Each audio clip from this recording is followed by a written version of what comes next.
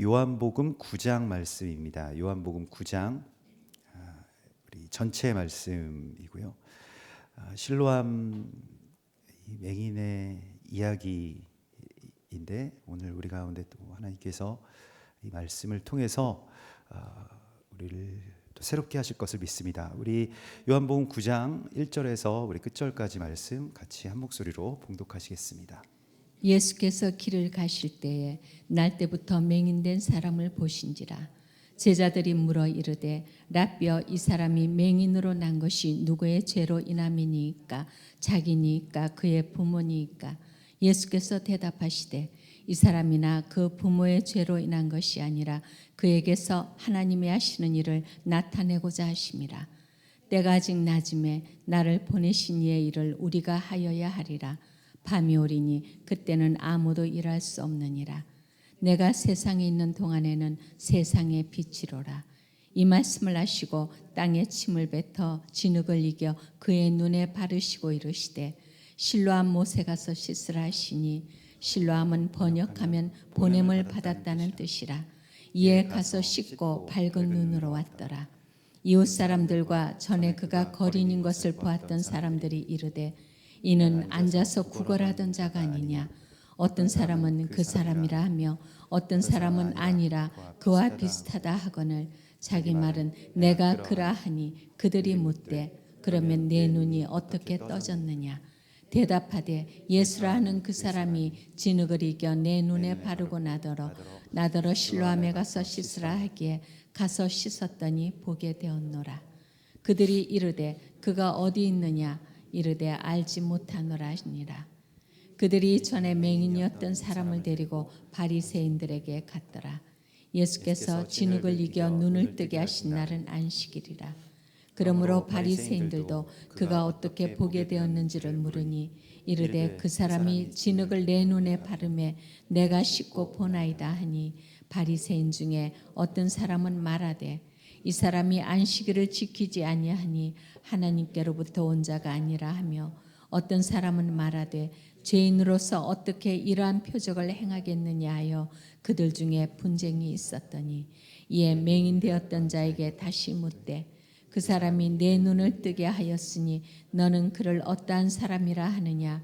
대답하되 선지자니이다 하니, 유대인들이 그가 맹인으로 있다가 보게 된 것을 믿지 아니하고 그 부모를 불러 묻되 이는 너희 말에 맹인으로 났다 하는 너희 아들이냐?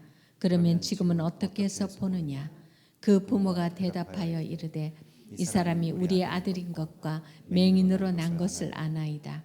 그러나 지금 어떻게 해서 보는지 또는 누가 그 눈을 뜨게 하였는지 우리는 알지 못하나이다. 그에게 물어보소서. 그가 장성하였으니 자기 일을 말하리이다. 그 부모가 이렇게 말한 것은 이미 유대인들이 누구든지 예수를 그리스도로 시인하는 자는 출교하기로 결의하였으므로 그들을 무서워함이로라. 이러므로 그 부모가 말하기를 그가 장성하였으니 그에게 물어보소서 하였더라. 이에 그들이 맹인이었던 사람을 두 번째 불러 이르되 너는 하나님께 영광을 돌리라. 우리는 이 사람이 죄인인 줄 아노라.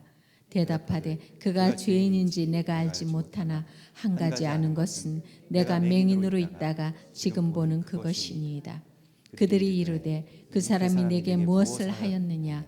어떻게 내 눈을 뜨게 하였느냐? 대답하되 내가 이미 일렀어도 듣지 아니하고 어찌하여 다시 듣고자 하나이까? 당신들도 그의 제자가 되려 하나이까? 그들이 욕하여 이르되 너는 그의 제자이나 우리는 모세의 제자라. 하나님이 모세에게는 말씀하신 줄을 우리가 알거니와 이 사람은 어디서 왔는지 알지 못하노라. 그 사람이 대답하여 이르되 이상하다. 이 사람이 내 눈을 뜨게 하였으되 당신들은 그가 어디서 왔는지 알지 못하는도다. 하나님이 죄인의 말을 듣지 아니하시고 경건하여 그의 뜻대로 행하는 자의 말은 들으시는 줄을 우리가 아나이다. 창세 이후로 맹인으로 난 자의 눈을 뜨게 하였다함을 듣지 못하였으니 이 사람이 하나님께로부터 오지 아니하였으면 아무 일도 할 수 없으리이다. 그들이 대답하여 이르되 내가 온전히 죄 가운데서 나서 우리를 가르치느냐 하고 이에 쫓아내어 보내니라. 예수께서 그들이 그 사람을 쫓아냈다 하는 말을 들으셨더니 그를 만나사 이르시되 내가 인자를 믿느냐 대답하여 이르되 주여 그가 누구시오니까 내가 믿고자 하나이다. 예수께서 이르시되 내가 그를 보았거니와 지금 너와 말하는 자가 그이니라. 이르되 주여 내가 믿나이다 하고 절하는지라. 예수께서 이르시되 내가 심판하러 이 세상에 왔으니 보지 못하는 자들은 보게 하고 보는 자들은 맹인이 되게 하려 함이라 하시니 바리새인 중에 예수와 함께 있던 자들이 이 말씀을 듣고 이르되 우리도 맹인인가? 예수께서 이르시되 너희가 맹인이 되었더라면 죄가 없으려니와 본다고 하니 너희 죄가 그대로 있느니라. 아멘. 예, 우리가 여러분들도 익히 아시는 실로암 맹인의 이야기를 오늘 보게 됩니다. 실로암이라고 하는 그 단어나 또 찬양이나 우리가 많이 알고 있을 것인데요. 사실은 그 실로암이라고 하는 말은 그 히브리어 샬라흐에서 나온 말입니다. 그래서 보내다라고 하는 그런 뜻이고요. 또 거기서 이제 쉴로흐 이렇게 돼서 이제 거기에서 나온 말이 이제 실로암이라고 하는 그러한 헬라 라틴식 그런 발음으로 이렇게 우리가 알고 있습니다만은 그래서 샬라흐는 또 우리가 토라포션에서 보면 많이 그 제목으로도 많이 쓰이죠. 그래서 우리가 그 지난 주인가요? 샬라흐라고 하는 민수기서에 그러니까 정탐꾼들을 보내다라고 하는 샬라흐의 말씀을 우리가 본 적이 있고요. 이게 지난주네요. 샬라흐 레카라고 해서 민수기 13장에서부터 시작되는 그 토라포션이죠. 그래서 정탐꾼들을 보내는 것도 샬라흐이고요. 또 출애굽기에 보면 베샬라흐라고 하는 보낸 후에라고 하는 그러한 제목의 토라포션도 있습니다. 그래서 다 보낸다라고 하는 그런 뜻이고요. 사실은 왜 실로암이 그런 이름을 갖게 되었냐면 예루살렘이 이 아주 천혜의 요새입니다. 그러니까 아주 깎아지른 듯한 벼랑 위에 세워진 그런 성읍이고요. 당대의 세계 최강을 자랑하는 바벨론이든 아수르든 아니면 로마 제국이든 예루살렘을 함락시키는 것이 너무너무 어려워서 막 지긋지긋해서 예루살렘을 완전히 그냥 다 나중에는 점령하고 나서는 다 없애버리죠. 근데 그럴 정도로 예루살렘이 그렇게 굉장한 요새인데 한 가지 치명적인 어떤 약점이 한 가지가 있었는데 그것은 무엇이냐면 예루살렘의 어떤 그러니까 그 식수원이 그 성 밖에 있다라고 하는 것이 문제였습니다. 그래서 이 적군들이 쳐들어올 때에는 그 식수원을 차지하게 되기 때문에 그 식수원이 막히기 때문에 그래서 예루살렘 올라오기 전에 그 기혼셈이라고 하는 것이 원래 이 기드론 골짜기라고 해서 그 골짜기를 올라오기 전에 그러니까 감람산에서 예루살렘으로 건너가는 그 골짜기 이 아랫부분에 있거든요. 그렇기 때문에 거기만 막아버리면 예루살렘에 있는 모든 주민들이 다 목말라서 죽게 되죠. 그렇기 때문에 그 셈의 근원이라고 하는 것을 이 성 안쪽으로 끌어들이기 위해서 셈의 근원의 그 물줄기를 막아서 그 물을 보냈다는 것입니다. 성 쪽 안쪽으로 좀 많이 보내지는 못했지만은 보냈다는 것입니다. 그래서 거기가 실로암인데, 근데 이게 그렇게 보내기 위해서 이제 히스기야 왕 때에 그 일들이 있었는데, 그래서 우리도 지금 가보면 예루살렘 성전에서 그 분문이라고 하는 곳을 내려와서 한참 걸어서 약 15분에서 한 15분 정도, 20분 정도, 그러니까 그 예루살렘 성전에서부터 출발한다라고 하면요, 그 정도를 아주 가파른 이 계곡 같은 지형을 내려가야 그곳에 도달하게 되죠. 거기가 바로 이제 히스기야 터널 그리고 기혼샘이라고 일컬어지는 그런 실로암 연못을 만나게 됩니다. 실로암 연못도 그래서 지금 발견된 그 실로암 연못, 그러니까 카톨릭에서 주장하는 실로암 연못 말고 최근에 2004년에 이렇게 발굴이 된 그런 실로암 연모터가 또 있습니다. 따로 있습니다. 더 아래쪽에 굉장히 깎아지른 듯한 그런 그 절벽 같은 곳을 내려가야 되고, 그래서 좀 그 예루살렘 이렇게 가보신 분들은 아시겠습니다만, 예루살렘에 들어가면은 차가 못 다니기 때문에 한참 많이 걷잖아요. 뭐 통곡의 벽부터 시작해서 뭐 성전산도 가고, 뭐 그 여러 그 안에 뭐 여러분들 가보셔 분들은 뭐 비아 돌로로사라고 불리워지는 뭐 그런 여러 성당들도 가시고, 그런데 거기에서 다시 이제 실로암까지 가려고 하면 예루살렘 그 성 안을, 옛날 그 성벽 안을 막 이렇게 돌다가 내려가려고 하면 이미 이게 그 고산지대라 그런지 숨도 굉장히 차고 다리도 굉장히 아프죠. 그래서 막 내려갈 때 막 덥고 다리 아프고 이러면은 그 무엇보다도 이 각도가, 내려가는 각도가 나중에 올라갈 때를 이제 생각하게 되거든요. 내려가서 거기로 차가 올 수 있는 게 아니기 때문에 다시 올라가야 되는데 나중에 이거 어떻게 올라가나, 뭐 이런 생각도 들고요. 사실은 그래서 그 히스기야 터널, 뭐 실로암 그 가는 길이 항상 좀 힘들 때마다 이렇게 가게 되는 것 같아요. 뭐 여러 번 이렇게 가보신 분들은 대충 동선들이 그려지면 제일 힘들 때 가기 때문에, 그러면 만일 그 실로암 맹인이 여기를 이렇게 정말로 맹인으로서 내려간다라고 하는 것도, 그 눈에 이 진흙을 덕지덕지 붙이고, 침에 익인 진흙을 붙이고 이게 내려간다라고 하는 것이 얼마나 쉽지 않은 일이었을까라고 하는 것을 알게 됩니다.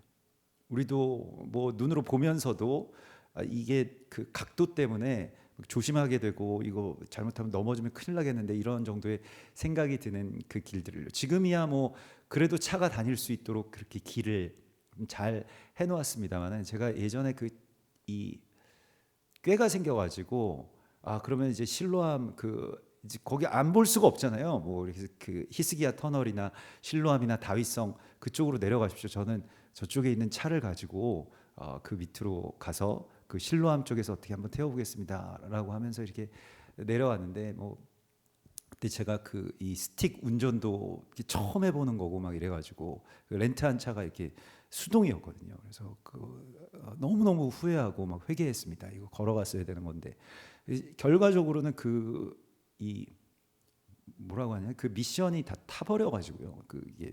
그래서 나중에 차가 길거리에서 멈추고 뭐 끔찍한 일들을 많이 겪었었는데, 아무튼 그때에 이게 그 보통 각도가 아니고, 예루살렘이라고 하는 곳이 차도 올라가기 정말 힘들고 잘못 이렇게 하다가는 크게 다칠 수도 있는 곳이 바로 그런 곳인데, 맹인이 그곳에 갔다라고 하는 것이 엄청난 순종이구나라고 하는 것을 우리가 알게 됩니다. 그런 결단이나 순종이나 이런 것들이 있다라고 하는 것을 알게 되죠. 맹인을 헬라 말로는 그 티플로스라고 합니다. 이게 티플로스라고 하는데, 이게 그 티플로스라고 하는 말이 무엇이냐면, 어떤 자기 기만이나 뭐 어떤 연기가 가득 차서 보이지 않게 된 상태를 말합니다. 원래는 보여야 되는 게 맞는데 무언가 꼈다는 거예요, 중간에. 근데 연기 같은 게 꼈다는 것입니다. 그게 자기 자고함이나 자기 생각이나 자기 의견이나 자기 기만이나 이런 것들로 무언가 교만하고 부풀다라고 하는 이 튀포라고 하는 말이 거기 맹인됨에 들어가 있습니다. 그래서 그것 때문에 안 보이는 상태라는 것입니다. 히브리 말도 그 맹인을 뜻하는 말이 입베르인데요. 이 입베르도 이게 오르라고 하는 그 가죽 어떤 얇은 가죽이 껴서 안 보이는 상태를 말합니다. 그래서 그것만 거치면 보일 수 있는 상태라는 거예요. 그러니까 어떤 이게 시력의 문제라거나 뭐 어떤 시신경의 문제라거나 아니면 뭔가 하여튼 안 보인다라고 하는 이 개념에 대하여서 이미 이 단어가 내포하고 있는 것은 무언가가 내 눈을 가리고 있다는 거예요. 근데 그런데 날 때부터 소경이 되었기 때문에 그걸 모르죠. 우리도 그 상태인 줄을 모릅니다. 내가 다 알고 내가 다 보고 판단하고, 뭐 불편한 것도 사실은 원래부터 그랬기 때문에 뭐가 비교의 대상이 있어야 우리가 불편하다는 것 알 수 있을 거 아닙니까? 본다라고 하는 걸 모르기 때문에 보지 못한다라고 하는 것도 모르는 거예요. 원래부터 그래 왔기 때문에. 날 때부터 소경된 자가 예수아가 앞에 왔어도 예수님한테 보게 해달라고 하는 말을 하지 못합니다. 그 상태가 소경됨의 아주 전형적인 상태라고 하는 것을 우리가 깨달아야 되고요. 이 실로암 맹인이 보게 되는 이 이야기는 이 요한복음 9장에서는 이렇게 간단하게 그냥 어떤 이적과 기사를 베푸신 그런 단순한 치유 사건으로 그렇게만 보지 않습니다. 그래서 이게 오늘 본문이 굉장히 길지만 우리가 다 읽었던 이유가 이 말씀을 그냥 맹인 한 사람 또 주님께서 낫게 해주셨네, 이 정도의 이야기가 아니라고 하는 것을 우리가 알아야 되기 때문에 그렇습니다. 그래서 이 이야기는 우리의 소경됨을 깨달으라고 하시는 주님의 부르심이 있습니다. 반드시 여기에 있어서 우리가 소경됨을 알지 못하는 상태라고 하는 것에 대해서 주님은 우리에게 알기를 원하십니다. 무언가가 지금 연기와 같이 아니면 얇은 가죽과 같이 무언가가 이렇게 막이 껴있는 상태라는 것이거든요.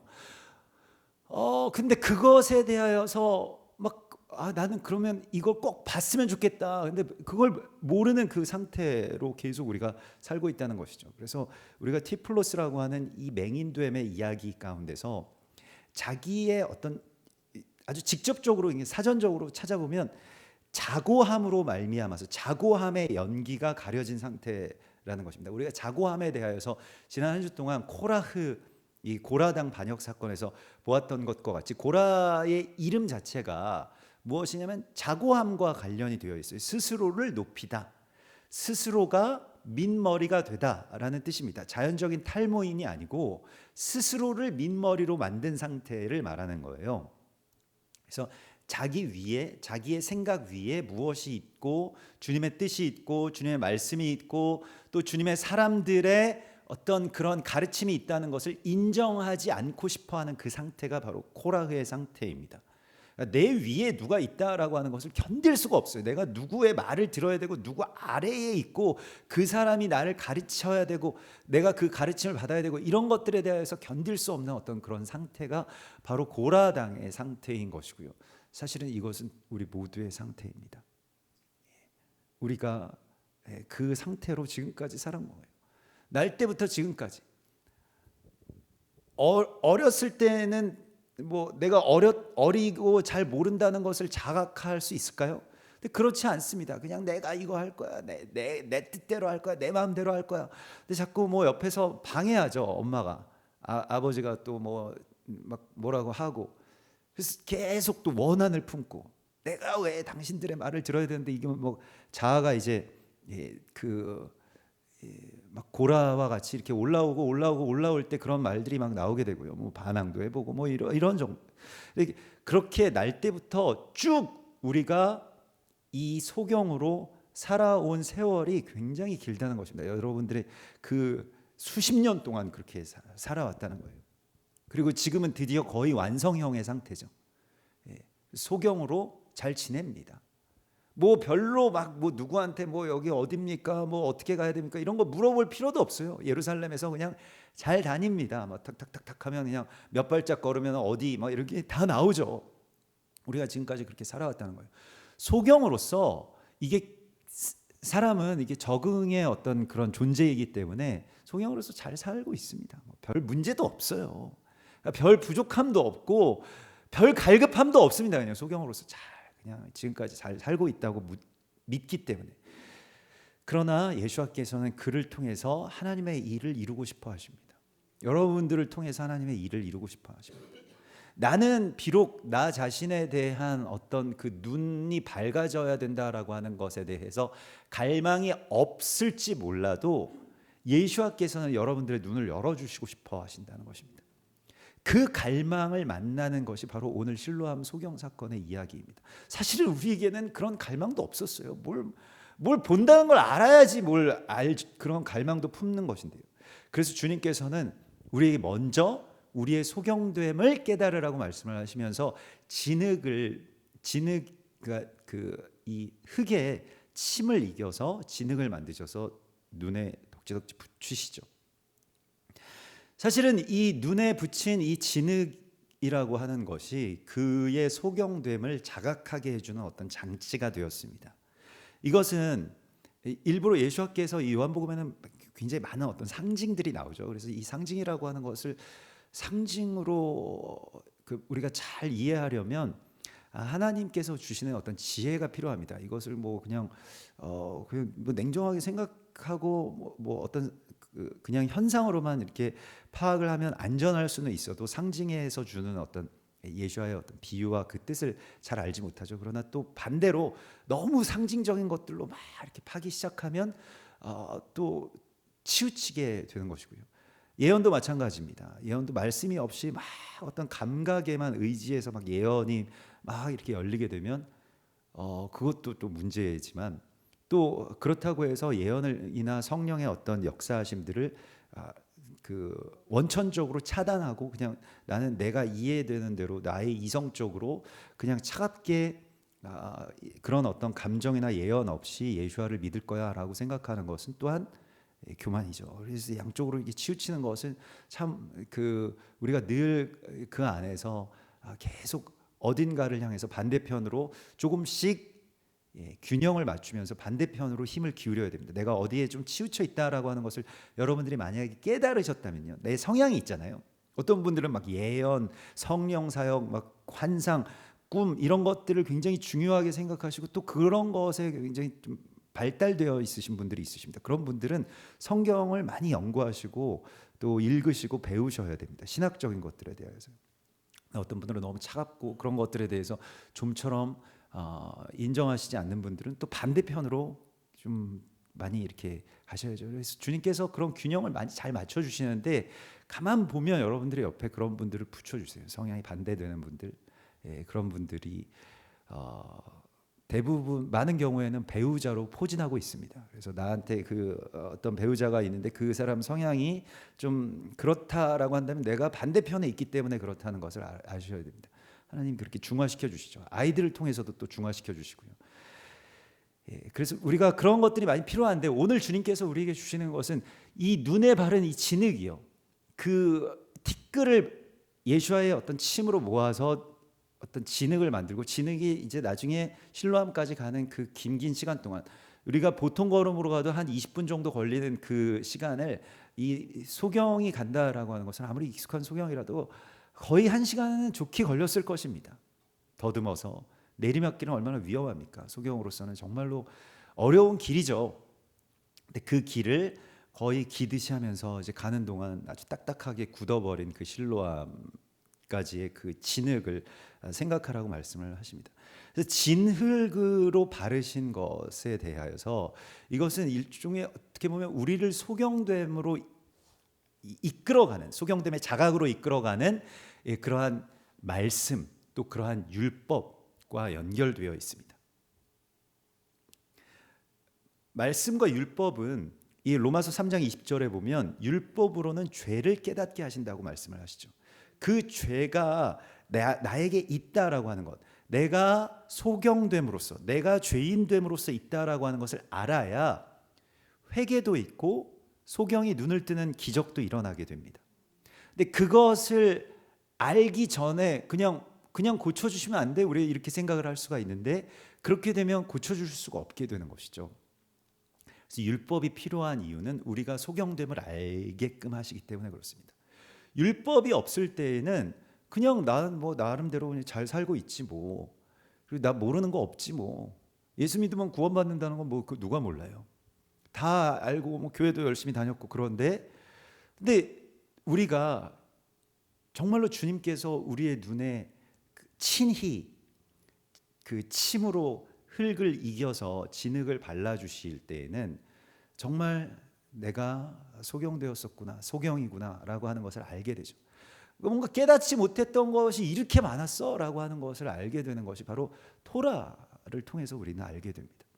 그 전까지는 잘 몰랐죠.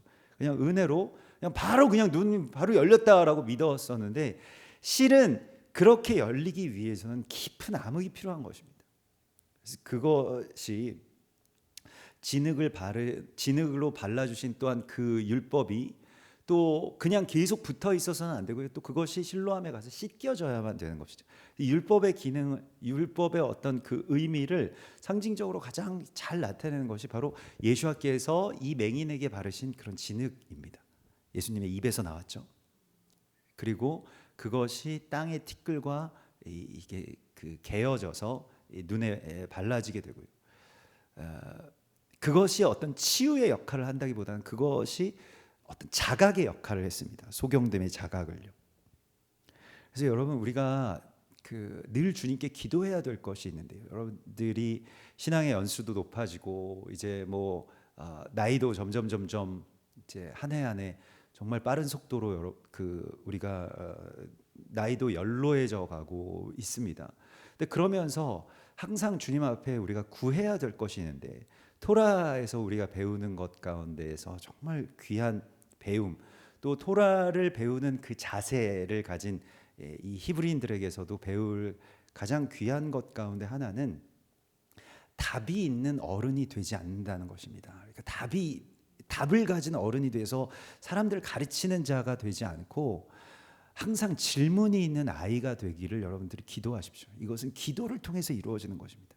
답이 있는 어른이 된다는 것은 정말 끔찍한 일입니다. 사실은 내가 다 답을 가지고 있고 너 왜 이렇게 하지 않아? 왜 이렇게 살지 않아? 답이 내가 갖고 있는데 내가 갖고 있는 이 답이 전부야 라고 믿으면서 늙어버린 어떤 그런 노인이 아니라 항상 질문하고 이거 어떻게 생각하니? 또 그러면 어떻게 하면 좋겠니? 라고 하는 것에 대하여서 뭐 그의 뭐 나이에 뭐 그런 여하를 막론하고 계속해서 묻고 성경에 대하여서도 말씀을 우리가 내 생각을 강화하기 위해서 말씀을 막 가져다가 쓰는 것이 아니고 정말 말씀 앞에서 다시 겸손하게 내가 보지 못했던 것, 듣지 못하고 있었던 것을 보고 듣게 해주십시오, 깨닫게 해주십시오라고 하는 이 질문을 가지고 말씀 앞에 나아가는 것이 실은 그것이 우리가 이 토라 포션으로 이렇게 같이 공동체가 같이 공부하고 또 서로 질문하고 그 사람을 통해서 주신 하나님의 말씀을 또 귀 기울여서 듣고 하는 바로 이 일들이죠. 공동체적인 그러한 일입니다. 그래서 항상 주님 앞에 우리가 기도해야 될 것 가운데 하나가 좀 그 질문이 마르지 않는 샘과 같이 내 안에서 나오게 해달라고, 내가 다 깨달았다라고 하는 그 지점부터 우리는 어쩌면 죄인이 되어가죠. 그래서 우리가 소경됨을 깨닫게 되는 이 상태로 하나님께서는 우리를 부르시고 또 보내십니다. 그래서 주님께서 여러분들을 오늘 이곳까지 보내신 이유, 뭐 한세사람 교회까지 보내신 이유, 또 토라를 정말로 눈에 뭐 좀 잘 모르고 그렇기 때문에 우리가 막 답답하고 좀 어찌 보면 좀 찝찝한 그런 상태잖아요. 불투명하고 불분명한 그런 상태. 그리고 뭐 그런 상태가 실은 막 이렇게 썩 유쾌한 기분이 아닙니다.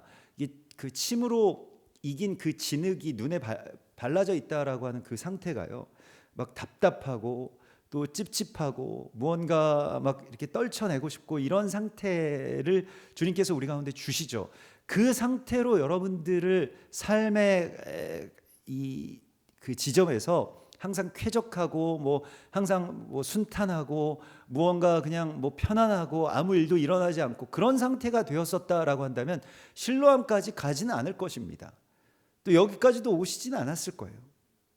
무언가가 계속 뭔가 답답하고 좀 뭔가 더 볼 것이 있는 것 같은데, 뭐 더 열려야 될 것 같은데, 뭔가 이렇게만 살아가는 것이 전부는 아닐 것 같은데라고 하는 그 상태로 주님께서는 우리를 만들어 주실 때가 있습니다.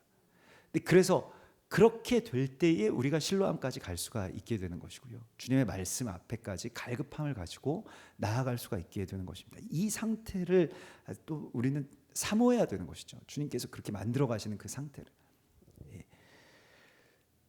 그래서 주님이 우리를 실로암으로 보내시는데요. 여러분 이 실로암 사건에 우리 좀 더 뒤에 본문을 보면 오늘 마지막 지점에서 39절에 보면 예수께서 이 땅에 오셔서 행하시는 내가 심판하러 이 세상에 왔다라고 말씀을 하시면서 어떤 심판을 말씀을 하십니까? 보지 못하는 자들은 보게 하고 보는 자들은 맹인이 되게 하려 하는 그 심판을 하시러 오신다는 거예요. 그래서 주님께서 이 심판을 하시러 오시는데 우리에게 우리의 소경됨에 대하여서 소경됨의 그 여러 군상들을 보여주십니다. 그래서 이렇게 그냥 소경이 눈을 떴다, 참 좋은 일 아니냐, 이런 것이 아니라 그 소경이 눈을 뜬 사건들의 주변에 있는 진짜 소경들을 우리에게 보여주시는데요. 그 진짜 소경들 가운데 첫 번째로 등장하는 그 소경은 경험의 소경입니다.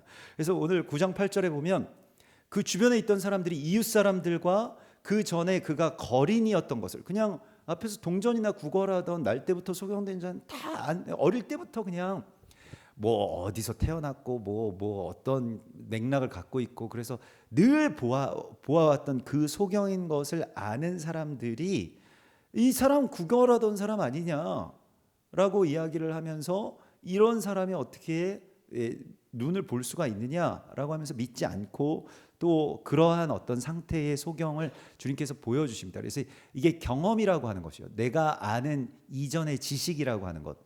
성경에도 보면 그 예수께서 그 당신의 고향 마을에서는 이적과 기사를 행하실 수 없게 되는 모습을 보게 되죠. 이게 경험의 어떤 이 소경들이 너무 많이 있기 때문에 그렇습니다. 예수와의 고향 마을과 같이 되어버린 그 상태, 우리 경험 때문에 내가 소경됨에 있어서 내가 많은 어떤 경험들을 해보고, 뭐 간혹 뭐 사역자들이든 아니면 교회에서 연수가 좀 쌓이신 분들 막 이렇게 이야기를 하다 보면 딱 막히는 어떤 그런 지점 가운데서 보통은 이 경험 때문에 내가 뭐 안 해본 게 뭐가 있겠어요 라고 하시는 그런 분들이 계십니다. 많은 것들을 해보시고 많은 어떤 뭐 사역도 해보시고 뭐 여러 경험들도 해보신 그런 분들이시죠. 근데 그 경험이 나의 모든 것을 다 알게 해주는 것이 아니다. 오히려 그 경험이 나에게 있어서 소경됨이 될 수 있다라고 하는 것을 깨달아야만 됩니다. 그래서 이러한 것을 우리에게 보여주시죠. 경험이라고 하는 것도 물론 우리가 경험이 쌓일수록 좋은 점들도 있지만은 그게 막 익숙해지고 그 익숙해진 가운데서 왜곡되어 오고 아직 그 열리지 않은 것들이 있다면은 그것이 오히려 우리의 장애가 될 수 있다는 것을 알아야 됩니다. 그 다음에 또 보면 9절에 보면 의견의 어떤 소경들이 있죠. 그래서 사람들이 막 아니야, 이 사람이 뭐 이런 말하고 저 사람이 저런 말하고 이런 것에 우리가 계속 끌려가죠. 사실은 우리가 거기에 대해서 자유로울 수가 없습니다. 누가 무슨 말을 하느냐, 누가 어떤 의견을 갖고 있느냐, 이런 것들이죠. 뭐 오늘날에는 뭐 이것이 어떤 뭐 여론이 될 수도 있고요, 또 사람들의 어떤 의견들이 될 수도 있는데, 그런 것에 우리가 귀 기울일 때에 정작 주님의 음성을 들을 수 없게 되는 그런 소경이 될 수 있습니다. 그래서 어떤 의견의 소경이라고 하는 것에 대해서요. 그래서 누가복음 17장 23절에서도 사람들이 너희에게 말하되 보라 저기 있다, 보라 여기 있다 하리라. 그러나 너희는 가지도 말고 따르지도 말라라고 말씀을 하십니다. 마지막 때에는요, 이 풍설이라고 하는 것이요, 또 사람들의 의견이라고 하는 것이요. 근데 거기에 물어야 될 때도 있겠지만 거기에 묻지 않아야 될 때도 있습니다. 주님의 뜻에만 온전하게 집중해야 될 때도 있습니다. 이런 것들을 우리가 잘 분별하고 깨닫게 해달라고 주님 앞에 또한 이 지혜를 구해야 됩니다. 그리고 그 다음에 나오는 소경들은 이제 바리새인들과 같은 관습의 소경들이죠. 이 사람들은 이 예수께서 베푸신 어떤 이적이나 그의 그 놀라운 어떤 사건들, 이 사건은요 사실은 이사야서의 말씀이 성취되는 순간이거든요. 날 때부터 소경된 자는 고칠 수가 없다라고 하는 것이 당시에도 일반적인 상식이었습니다. 그러니까 뭐 좀 중간에 뭐가 좀 눈이 좀 어두침침하다가 다시 날 수는 있어도 날 때부터 소경된 자는 그렇게 될 수가 없다라고 하는 것이, 오늘날에도 거의 개안 수술 같은 경우에는 어렵죠. 뭐 여러 가지 무슨 뭐 그런 그 수술도 있긴 합니다만은, 그러나 완전히 날 때부터 소경된 사람이 볼 수 있는 일들은 잘 일어나지 않습니다. 그런데 이사야서의 예언에 보면 그가 오게 되면 그때에 캄캄한 데서 맹인의 눈이 볼 것이며 못 듣는 사람이 책의 말을 들을 것이다. 이사야서 29장 18절에 나온 말씀입니다. 겸손한 자에게 여호와로 말미암아 기쁨이 더하겠고 그 가난한 자가 이스라엘의 거룩하신 이로 말미암아 즐거워하리라라고 하는 이 예언의 성취가 이사야서 29장 이 19절 또 18절 19절에 나오게 되죠. 그래서 사실은 주님께서 우리 가운데에 이러한 일들을 행하시는 것에 대해서 기뻐하고 또 감사하고 실제로 이때가 되었는가라고 하는 것에 대해서 깨닫는 것이 아니고, 이 사람은 관습으로 말미암아서 예수님이 왜 안식일에 이 일을 행하셨지라고 하는 것에만 집중되어 있는 사람입니다. 그러니까 이 관습, 뭔가 어떤 시스템, 또 안식일 이런 것의 어떤 규례를 왜 예수와는 지키지 않는가라고 하는 것에만 바라보면서 그것에 대하여서 막 화를 내는 사람이죠. 오늘 16절에 보면 바리새인 중에 어떤 사람은 말하되 이 사람이 안식일을 지키지 아니하니 하나님께로부터 온 자가 아니라 이렇게 이야기를 하죠. 왜냐하면 안식일을 지켜야 되는 것이 맞는데 왜 소경을 안식일에 고쳐주느냐는 것입니다. 그래서 안식일은 병든 자를 고쳐주면 안 된다. 이런 것은 성경에 나와 있는 그런 이야기가 아니고 그냥 사람들의 어떤 관습이죠. 웬만하면 아주 응급한 경우가 아니면은 고쳐주어서는 안 된다라고 하는 것인데 또 거기에 대한 어떤 그런 오랫동안의 어떤 전통, 관습 이런 것들에서 한번 빠져나오면 그 별거 아닌데도 불구하고 거기서 빠져나오면 죽는 줄 아는 그 일들이 실제로 너무 많이 있습니다. 실제로도 우리가 계속 어떤 절기에 대해서도요. 그 절기를 우리가 지키는데 우리가 지난 이 봄부터 지금 여름 절기까지 오순절 또 6월절 오순절 이렇게 지키면서 초막절을 향해서 이렇게 나아가고 있는데 아유 절기 왜 지키느냐 기독교가 우리 교회에서도 그런 말씀들을 하시는 분들도 간혹 계시죠. 왜 크리스마스 부활주의가 있는데 왜 굳이 그거를 우리가 이스라엘 회복은 알겠는데 절기는 좀 아닌 것 같다 이렇게 말씀을 하시고 또 교회가 그것을 막 기쁨으로 지키는 것에 대해서 같이 이렇게 동참하지 못하시는 분들도 계속 계시죠. 예. 왜냐하면 근데 사실 다시 반문하고 싶은 것은 그러면 왜 그 예전 절기는 왜 지키십니까? 그러니까 왜 그걸 지켜야 된다고 생각하십니까? 거기에 대한 어떤 여러 가지 이게 설명의 영역은 아닌 것 같긴 한데 여호와의 절기는 예수께서 오시는 그 일종의 왕의 대로죠. 주님께서 오시는 그 길을 우리가 우리의 지금 현재의 시간 안에서 예비하고 또 그것을 살아가는 것입니다. 또 그냥 과거에만 있었던 일로 치부되는 사건들 있잖아요. 이를테면 6월절의 출애굽이라든가 아니면 6월절 어린 양의 피 흘리심으로 말미암아서 우리와 우리의 자녀들이 살아나는 그 십자가 구원의 사건은 그냥 과거에 한번 성취돼서 지나간 사건으로 치부되기 마련입니다. 그러나 절기는 무엇입니까? 그 사건을 오늘 나의 삶으로 가져오는 거예요. 그러니까 시간이 과거의 시간이나 또 앞으로 오실 메시아의 이야기가 너무 먼 미래가 돼서 나의 삶과는 연결되지 못할 때에 그 우리가 절기를 지킴으로 말미암아서 그걸 지금 현재 올해 2024년 5784년을 살아가는 나의 삶 가운데로 연결시키는 것입니다. 가지고 들어오는 것입니다. 그래서 우리가 절기를 지키는 것인데 이거 너무 유대교적인 것 아니냐. 이거 성경에서 다 폐한 건데 절기에 대해서 이렇게 폐해졌다라고 하는 그 구절들은요. 좀 잘못 이제 오해되었기 때문에 그렇습니다. 해석이 잘못되었기 때문에 그렇고 절기를 안 지켜도 된다라고 하는 것은 그 관습적으로 히브리인들이 지키는 그 방식대로 우리가 지키지 않아도 그게 무방합니다. 그래서 절기는 지키는 것이 아니고 그냥 그 예수와의 오심 또 예수와의 그 사건과 나의 삶을 연결시키는 것이기 때문에 그냥 그 다리로서의 연결만 있다라고 한다면 그 날에 우리가 뭘 하고 뭘 먹고 무슨 예식을 하고 이런 것들은 사실은 우리에게는 막 그렇게 엄청나게 필수적인 것이 아니라고도 할 수가 있겠죠. 그래서 유대인들처럼 우리가 절기를 지키는 것이 물론 아니지만은 또 절기로 말미암아서 교회 안에서 그래서 유대인들은 초대교회에 유대인들과 이방인들이 섞여 있었잖아요. 그래서 유대인들은 왜 절기 안 지키냐? 그 여호와의 절기를 성경에 나온 것을 토라에 나온 것을 왜 안 지키냐라고 하는 것 때문에 사람들을 책망하지 말라라고 하는 것이 이제 이 사도 바울의 어떤 그런 중재였습니다.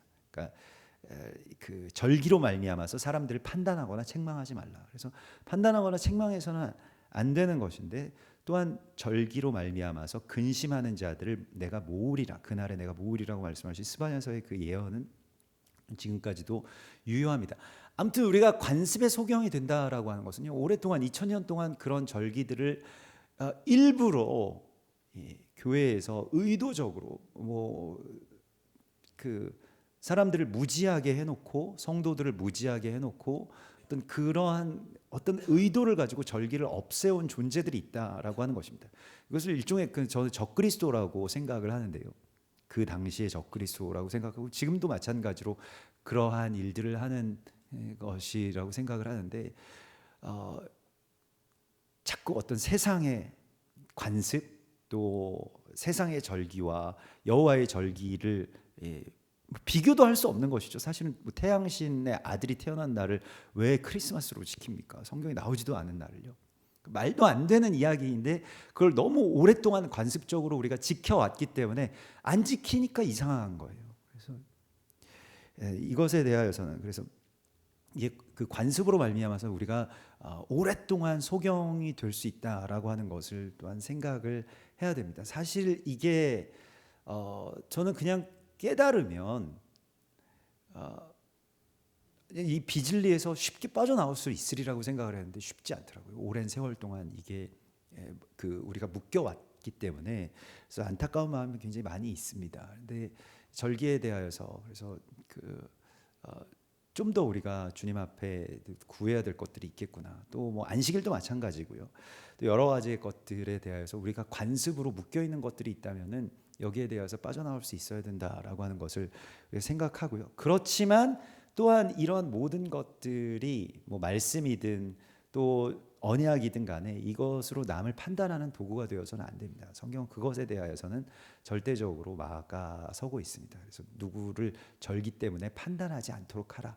또 너희도 판단받지 않도록 하라라고 하는 말씀이 있습니다. 마지막으로 우리가 소경됨에 있어서의 그 마지막 지점은 역시 자존심의 소경이죠. 그래서 이거에 대하여서 막 이제 예루살렘에서 막 소동이 일어나고 날 때부터 소경된 자가 고침을 받았다 이런 것에 대하여서 불러다가 취조하듯이 막 취조를 하죠. 바리새인들과 그 종교 지도자들이. 그런데 그 소경되었던 자가 사실은 소경 거지잖아요. 그런데 이 사람을 불러다가 물어보니까 이 사람이 아니 내가 계속해서 말했는데 듣지 않고 또 왜 불러서 말을 하냐 어찌하여 다시 듣고자 하나이까 27절에 그렇게 이야기를 하면서 당신들도 그의 제자가 되려 하나이까 라고 자존심을 긁죠. 그래서 이게 그 자존심의 노예가 된다라고 하는 우리가 항상 이 마지막 지점 그러니까 그 주님의 제자가 되고 연합을 하고 이스라엘 뭐 회복을 하고 이게 눈이 열리는 그 지점 가운데서 마지막 지점에는 자존심이 항상 건드려지는 그 시험이 반드시 있습니다. 여러분들 이게 고라당의 반역 사건에서도 그렇고요. 내가 이 자존심이라고 하는 것이 그 끊임없이 내가 싸워야 되는 또 내 안에서 투쟁해야 되는 대상이라고 하는 것을 우리가 알아야 됩니다. 이것 때문에 잘 깨닫지 못하는 거예요. 내가 좀 배워야 되겠다. 내가 왜 배우냐? 내가 지금 예수 믿은 지가 얼만데 내가 토라 지금 공부한 지가 얼만데 내가 목사인데 이런 것이 제 안에 있더라고요. 제가 그것에 대하여서 막 건드려질 때 못 참더라고요. 제 스스로를 이렇게 바라보면. 그래서 고라당의 반역 사건을 바라보면서 그렇구나 내가 고라구나라고 하는 것을 많이 깨닫게 되었습니다. 오늘도 이렇게 보면 말씀을 많이 공부했다고 하는 사람들 또 그 안에 헌신했다고 하는 사람들 또 그걸 가지고 가르쳤다라고 하는 사람들 우리가 무슨 누구의 제자가 된다고 아니 나는 모세의 제자지 누구의 제자도 아니야 막 이렇게 지금 그들이 욕하여 이르되 드디어 폭발합니다. 그러니까 그 전까지는 그래도 뭐 말로 이렇게 하다가 욕이 막 야 내가 누구 지금 제자 그 레벨이니? 나는 모세의 제자야 모세 지금 이렇게 말을 하고 있어요. 이 자존심이요 결국에는 우리 눈을 가립니다. 못 배우게 하는 거예요. 내가 더 이상 더 뭐 배우고 알아갈 것도 없다고 생각하는 것입니다. 그냥 척 보면 척 나오고 막 다 가르치고 너희 이거 모르지 내가 가르쳐 줄게 이렇게 살던 사람이 어떻게 배울 수가 있겠습니까? 그런데 가만 보니까 제가 이 30살에서부터 사역을 시작했는데 지난 22년 동안 그렇게 살아왔더라고요. 점점. 그래서 너 더 이상 배울 게 있니? 주님이 저한테 물어보시는 것 같았어요. 말씀 앞에서. 그냥 다 아는 것처럼 여겨왔고 더 이상 주님 앞에서 질문이 없고 그 소경됨이 얼마나 안타까운 일인가요? 얼마나 애통한 일인가요? 그래서 우리는 다시 굴러가듯이 실로암까지 가야 됩니다. 가야지만 알 수가 있어요. 못 보았다는 것도 봐야지 알 수 있는 거 아니겠습니까? 어제도 샤반 예배 그 후에 우리 같이 이렇게 교제하면서 어떤 분이 이스라엘도 뭐 가고자 하는 마음을 좀 주님께서 주시면 뭔가 어떤 사인이 있고 주시면 이제 가고 대만도 역시 뭔가 이렇게 주님께서 확실한 뭐 어떤 뭐 가라 그러는 음성을 들려주시면 뭔가 하여튼 사인이 있으면 가겠는데 그런 게 없어서 조금 가기가 머뭇머뭇거려졌다고 그런 말씀을 하시더라고요. 그래서 그거는 가야지 주시는 겁니다. 제가 말씀을 드렸어요. 일단 가야 주시는데 계속 주셔야 가겠다고 지금까지 버티는 거예요. 그럼 기적이 일어나질 않습니다. 여러분 우리가 이 여호수아서 3장에서도 보면요. 제사장과 레위인들이 언약궤를 메고 요단강에 들어가서 이 요단강 굉장히 물이 불어난 때예요. 그러니까 들어가면 잘못하면 이거 떠내려가면 어떡하지? 이 정도의 어떤 유속을 갖고 있는 그 계절에 들어가야 강이 열리는 것입니다. 근데 우리는 강이 열리면 들어가지. 다 주님께서 길을 열어주시고 뭐 사인을 주시고 마음을 주시고 말씀을 주시고 깨달음을 주시고 정보가 다 되고 그러면 이제 가지 이렇게 생각을 하는데요. 그 단계에서는 기적이 일어나질 않습니다. 하나님의 역사는 그런 단계에서 일어나지 않습니다. 항상 갈 바를 알지 못하는 순종이 반드시 요구됩니다. 그거 믿음이고요. 주님의 갈망이 있고 주님의 능력이 있지만은 우리의 믿음이 항상 거기에 만나야지 기적이 열리게 됩니다. 근데 우리는 그냥 주님으로 다 될 줄 알아요. 그러나 항상 주님께서 말씀하시는 게 내 믿음이 너를 구원하였다라고 말씀하시는 그 믿음의 지점이 반드시 필요합니다. 주님만으로 다 하실 수 있지만 그렇게 주님께서 만들어 놓으셨어요. 또한 우리 믿음만으로 되는 것은 아니죠. 또한 주님의 뜻이 있어야만 되는 것이죠. 그렇기 때문에 주님의 뜻과 우리의 믿음이 만날 때 그 역사가 일어나는데 여러분 기왕 이렇게 된 거 여기까지 오셨는데 여기서 한 발자국만 더 순종하면 되는데 그거 사실은 어려운 것이겠습니까? 물론 어렵죠. 지금은 굉장히 찝찝하고 어렵고 막 그 눈에 뭐 그 침으로 이긴 진흙이 발라져 있지 실로암까지 가서 씻으라고 하시지 그냥 여기서 떼어버릴 수도 있잖아요. 그리고 여기서 낫게 해주시면 내가 실로암까지 가는 거 문제가 안 되잖아요. 근데 왜 그렇게 어렵게 이 일을 만드시냐는 겁니다. 근데 그 순종의 믿음이 반드시 필요한 것입니다. 거기까지 가야 뭐가 열리고요. 다음 단계도 마찬가지일 것입니다. 여러분들이 순종해서 지금까지 잘 오셨다라고 한다면 주님이 샬라흐 보내신 그곳까지 가야 무언가가 열리게 됩니다. 일본에 가야 일본을 향한 주님의 마음을 받는다니까요. 그 전까지는 그럼 마음이 있으시겠지 뭐 이렇게만 생각해 왔던 그 일들이 대만에 가야 대만을 향한 하나님의 계획을 우리가 알 수 있게 될 것입니다. 그래서 잘 모르겠는데 나 대만 한 번도 가본 적도 없고 생각도 없었는데 자꾸 교회에서 대만 간다 하니까 좀 내적 갈등이 있으신 분들이 있으실 텐데 뭔가 이렇게 답답하시고 주님이 가라는 마음이 있고 왠지 가야 될 것 같은데 안 가면 좀 이상할 것 같고 그러신 분들은 오늘 내로 이렇게 결단하십시오. 뭐 이렇게 더 이상 시간이 없습니다. 그래서 왜 자꾸 교회가 막 이렇게 뭐 어디 자꾸 가자 그러느냐 이렇게 말씀하실 수도 있는데 주님께서 가라고 하시면 우리는 늘 갈 수 있는 그 상태가 되는 것이요. 거기에서 기적이 일어나기 때문에 그렇습니다. 저도 잘 모르겠어요. 왜 가는지.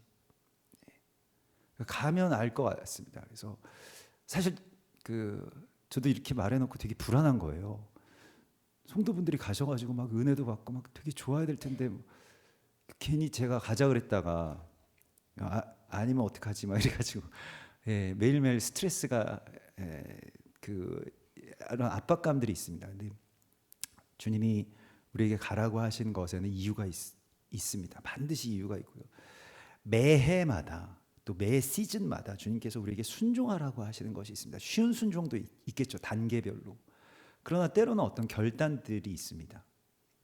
근데 잘 생각해 보면 우리가 하지 못할 정도의 결단은 아닙니다. 그런데 하긴 굉장히 힘든 결단이긴 한데 못할 정도의 순종은 아닌 그 순종의 자리까지 우리에게 가라고 하십니다. 실로암까지 가라. 가면 물줄기가 열리게 되는 것입니다. 가면 어떤 샘을 우리가 찾게 될 것입니다. 근데 그 샘에서 만나게 되는 주님과의 관계는 그 전과는 완전 다른 세상이 될 것입니다. 여러분들 눈이 열리기 때문에 그렇습니다. 이 부르심 가운데 그곳이 어디이든 간에 그곳이 일본이든 대만이든 이스라엘이든 또 여러분들 각자의 실로암이 있으실 것입니다. 그 실로암을 향해서 이제는 나아가시는 그러한 시간이 얼마 없지 않습니까? 기왕 예수를 믿었고 또 기왕 여기까지 오셨고 기왕 주님께서 우리 가운데 그 말씀을 주셨는데 한 번만 더 순종하면 그 다음 단계가 열리는데 뭐가 우리에게 우리의 소경됨의 장애가 되는 것인지는 여러분들 우리가 오늘 이 안에서 보았습니다마는 반드시 그 실로암까지 가 닿으시기를 주님의 이름으로 축원합니다.